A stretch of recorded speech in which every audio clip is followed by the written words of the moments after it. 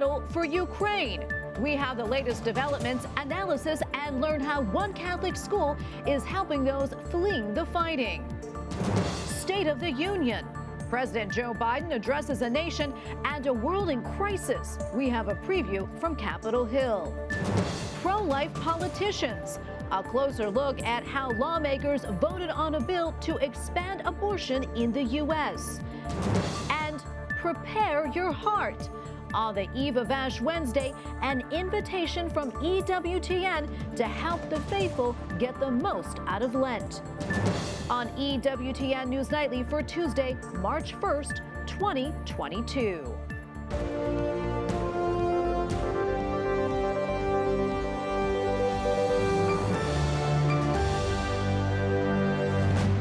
Thank you so much for being with us tonight on this Feast of St. David of Wales. I'm Tracy Sable. New developments in the violence in Ukraine. Russian troops are pounding the country's second largest city, and a miles-long convoy continues to move towards the capital. A government building in Ukraine's second largest city was bombed, leaving at least 6 people dead. Russia's defense minister says the military will continue until, quote, it has achieved its stated goals. And the country's foreign minister says sanctions issued against Moscow are being used in place of dialogue to try and end the conflict. Diplomats walked out while the foreign minister was speaking. In northeast Ukraine, a Russian bomb has damaged the headquarters of a Catholic diocese in Kharkiv. There were no injuries among the 40 people who were sheltering in the basement. However, the Russian bombardment struck nearby civilian buildings, resulting in an unknown number of deaths and injuries, including children. And joining me now is Bruen, president of Global Situation Room and former director of global engagement at the White House. Brett, welcome. Thank you so much for joining us today. We appreciate it. We have a lot to get to, but I want to start with the European Union moving forward with Ukraine's ask to join the bloc. If Ukraine does indeed become a full member, how significant would that be, and what type of leverage would that give the country? Well, this is precisely what Vladimir Putin wants to prevent Ukraine moving westward. So the European Union is taking an important step, albeit it's a long process, to recognizing Ukraine's long-held desire to become a part of the European Union. While obviously things like NATO membership remain beyond their grasp, I think the potential for a membership in the European Union is an important one, and it sends a clear message to Putin that they will embrace Ukraine as he moves more aggressively to try to keep the country in his orbit. Brett, I know that you worked in the Obama administration during the time that Russia invaded Crimea back in 2014. Can you kind of compare and contrast for us the differences that you see between that conflict and what we're seeing right now? Well, first and foremost, we're seeing a heck of a lot more resolve and commitment on the part of our European partners to take action against Russia. I mean, I remember the struggles that we had to get even simple economic sanctions in place. And it's almost as though Europe has finally woken up to realize the danger that Putin's Russia represents, not only for Ukraine, but for their own security. And I think they are taking a number of important steps, not least of which was Germany's both shipment of arms to Ukraine, but also a commitment to significantly increase defense spending. Brett, I'm curious, what else do you think should be done in this situation? Well, several things. One, I think the United States can do a lot more to disrupt Russian military operations. While we may not be in a position to go into combat against Moscow's troops, we could certainly launch cyber attacks that would disrupt their communications. We could create confusion. And I think also, importantly, we could send a team in to protect Vladimir Zelensky as well as other key Ukrainian leaders and send a message to Moscow that these men are off limits. And we have done this in other countries. I've been part of some of that work, and I think it's an important way to secure the Ukrainian government. I want to pivot to something, we've heard a lot about, Brett, about cyber attacks and that being a real possibility, but it seems the internet service, at least from what we've seen, has not been interrupted so far. Do you think that's something that's still on the table? Well, I think cyber attacks on several fronts. Obviously, we witnessed today Russia's very direct missile attack against the TV and radio towers. Russia is going to try to disrupt communications of all sorts. But let's also bear in mind that one of their favorite tactics is to strike out in a cyber attack against whether it's the United States, Europe, or others. And so I think it's important that Americans, American businesses, and organizations are braced for that possibility. Yeah, another thing I want to touch on before we leave it here is Ukraine's President Vladimir Zelensky asked NATO members to impose a no-fly zone to stop Russian air forces. Do you think that NATO will eventually, that is, agree to that request?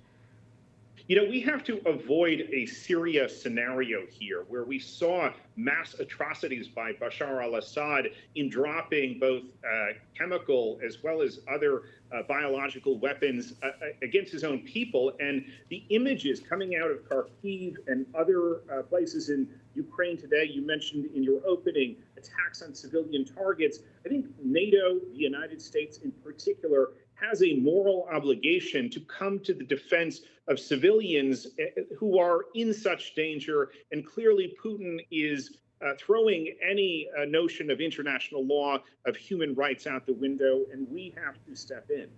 Well, Brett, unfortunately, we have to leave it right there. Thank you so much for your time, and thank you for your analysis today. You bet. And coming up later in the newscast, how a Catholic school near Ukraine's border with Poland is helping people who are fleeing from the violence. While the U.S. Senate votes not to debate a bill that would allow abortion on demand, Catholic Senator Joe Manchin was the only Democrat joining all Republicans in blocking the bill. Another Catholic Democrat, Robert Casey, voted to proceed. That prompted reaction from a leading Catholic legal scholar, Robert George of Princeton University. He wrote on Twitter, "I worked for the real Robert P. Casey, Governor Robert P. Casey, as an advisor. I drafted speeches for him and assisted on other projects. I knew Robert P. Casey. Robert P. Casey was a friend of mine. Senator, you are no Robert P. Casey." The White House also weighed in with a statement reading in part, "It is extremely disappointing that Senate Republicans blocked passage of the Women's Health Protection Act, which would strengthen health care access and codify constitutional rights affirmed half a century ago by Roe v. Wade and in subsequent Supreme Court precedent." Coming up, as President Joe Biden prepares to address the nation, we preview the State of the Union. Plus, how the faithful in one Ukrainian city are helping those fleeing the violence.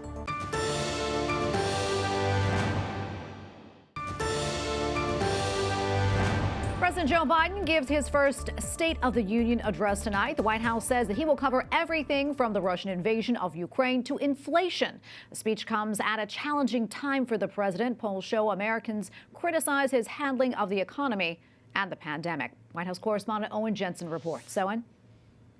Tracy, President Joe Biden will deliver his address here on Capitol Hill, and the speech comes at a precarious time for the nation and the world as people try to emerge from the deadly pandemic. When President Joe Biden speaks to the nation tonight, he'll do so without a mask, and those in attendance won't have to wear one either, all because Omicron is on the run. And while the masks come down, the security fencing goes up. It surrounds the U.S. Capitol, despite there being no credible threats, and the National Guard is on standby. Meanwhile, as Ukrainian refugees seen here arriving in Romania flee the Russian invasion of their country, President Biden will have to address the impact of the war. The earlier threat of financial sanctions not deterring the attack. This video today showing Kyiv's massive television tower targeted in a military strike.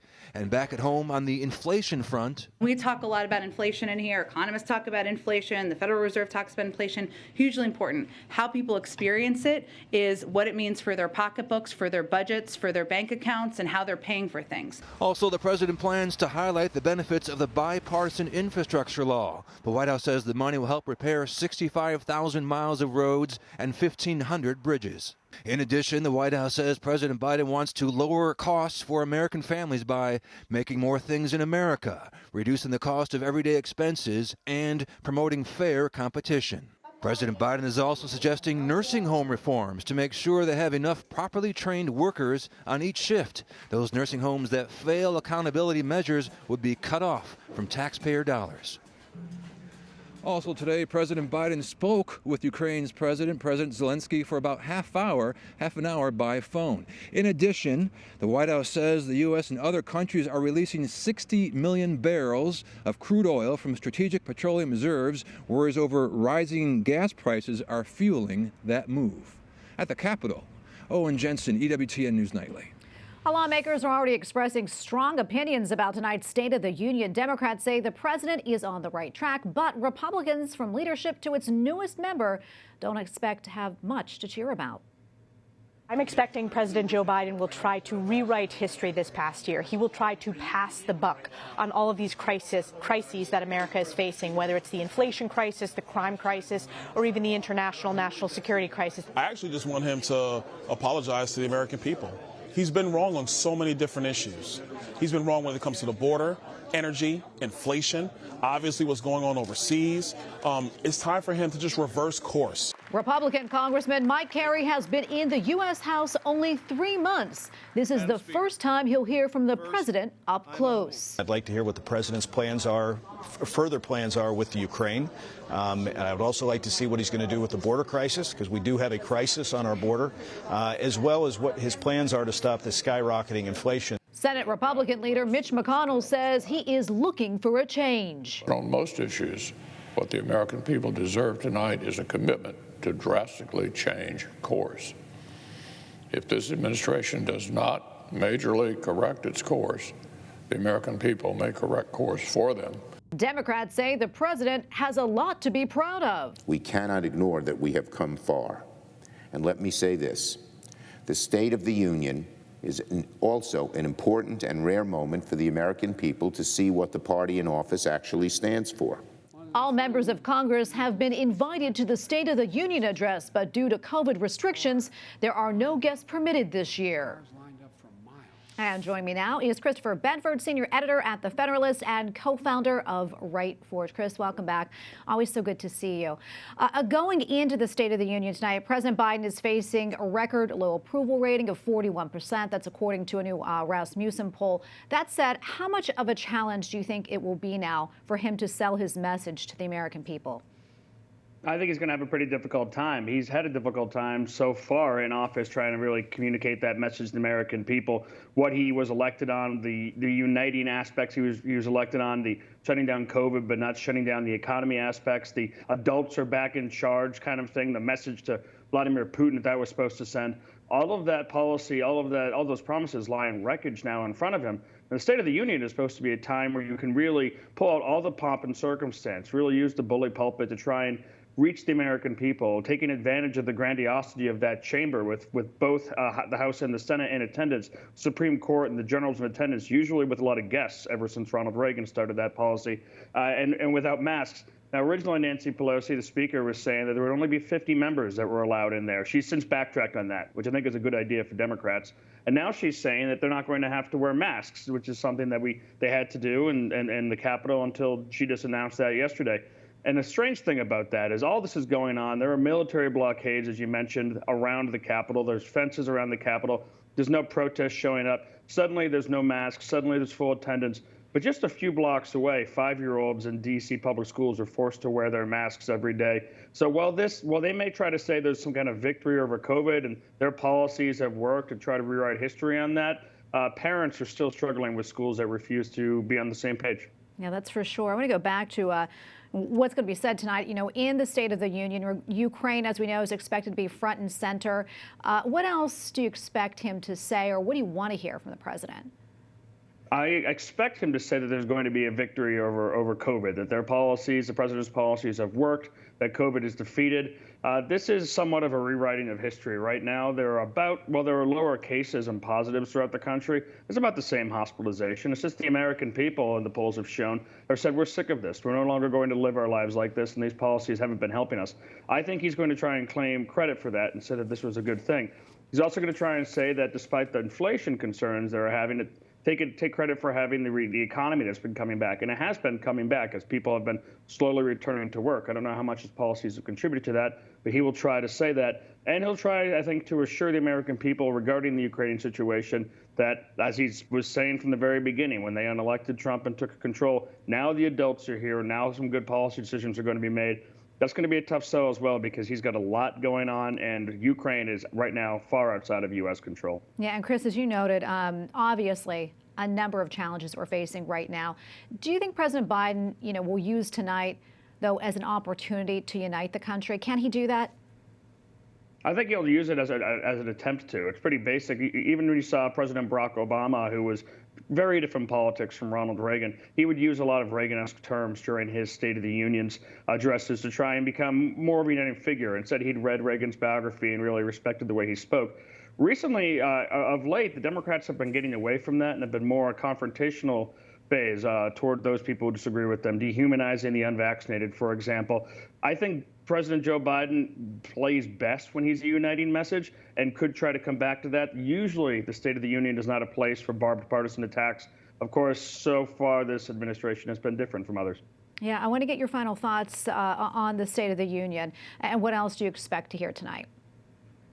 Well, it's going to be interesting to see a president without guests. So he can't point to people and really put a face on things the way the presidents have basically relied on since Ronald Reagan brought that trick to play, to put a face on the policies and those people who are being helped. Or as President Trump memorably in his final State of the Union gave a Medal of Honor to Rush Limbaugh in that tearful moment. I don't think he's not going to be able to rely on that, because they're banned from it. So it's going to be a layout of his policy agenda and essentially the case for the midterm elections and why Democrats deserve to be reelected. But it's going to be a tough case to make. He's not going to have all the tools available to him that his predecessors have had. Oh, Chris, thank you so much for your time. Always great to get your input. We appreciate it. Thank you. Up next, historic rainfall floods the land down under. Plus, 40 days praying for Lenten graces to infuse our lives.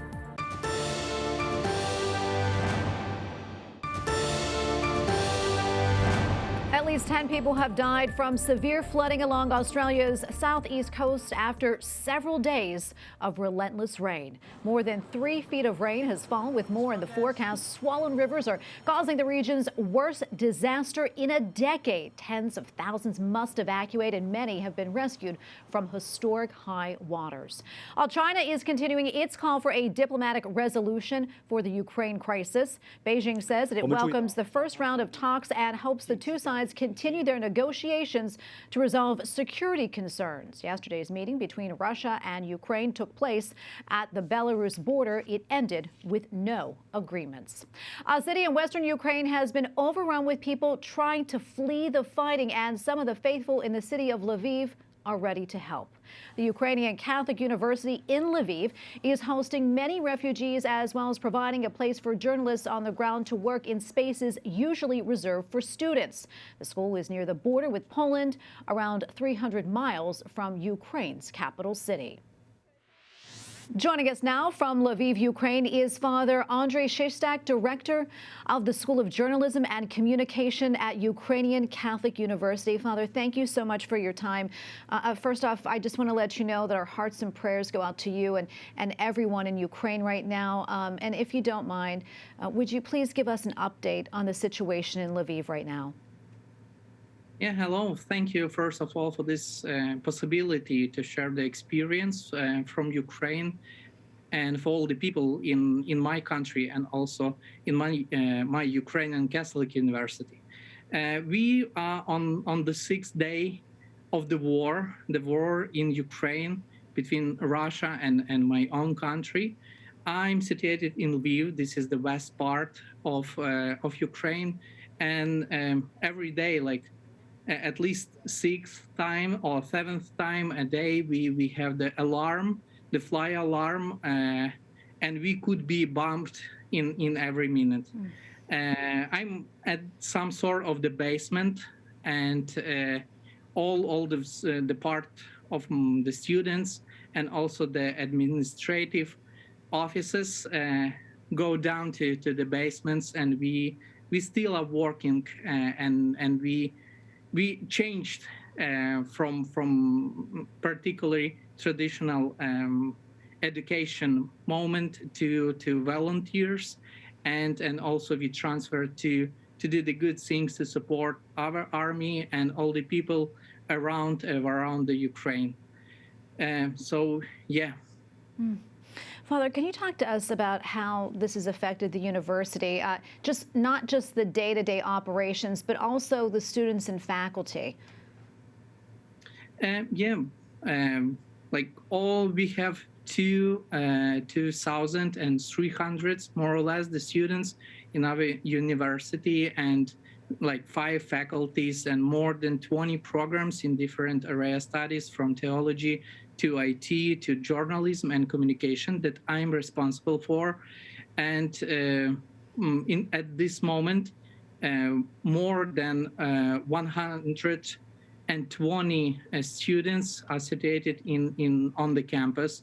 They, in one moment, after 24th of February, become the refugees from the central part and east part of Ukraine.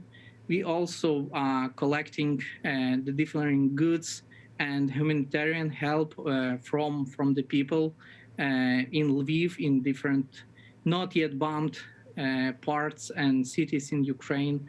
And we transfer totally from this educational process to help everyone.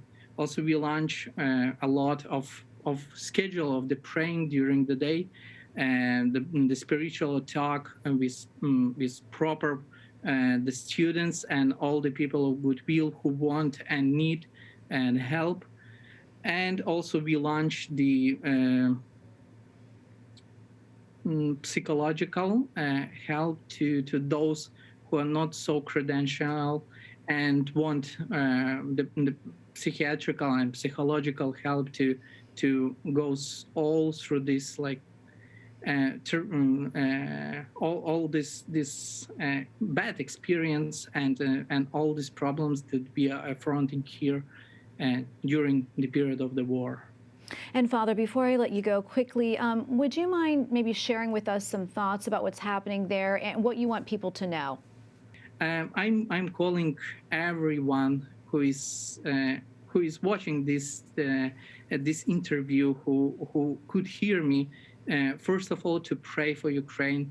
We are feeling really the support from God in these 5-6 last days. Something changed also in media. Before that, I never heard this type of repetitive call to pray through even like very secular media, through the social media, to every people, to pray for Ukraine, to pray for peace, and also to pray of the help of all the soldiers on the border, even from Russian part. Well, Father Shestak, you know that we're all praying for you here at EWTN, the entire EWTN family, praying for everyone in Ukraine, and we thank you for taking the time to speak with us today. Thank you very much. Yeah, God bless you and be safe. And finally tonight, tomorrow is Ash Wednesday, the start of the liturgical season leading to Easter next month, and EWTN is offering the faithful a way to prepare. Father Joseph Mary Wolfe has written a free e-book full of Lenten meditations. The book, along with other resources, is available at EWTN.com/Lent. Father Joseph gave one bit of advice at Mass this morning. He noted that Mother Angelica always encouraged people not to give up something for Lent, but instead to give something to Christ. That is wonderful advice. And we thank you for watching tonight. For the entire EWTN News Nightly team, I'm Tracy Sable. Good night and God bless.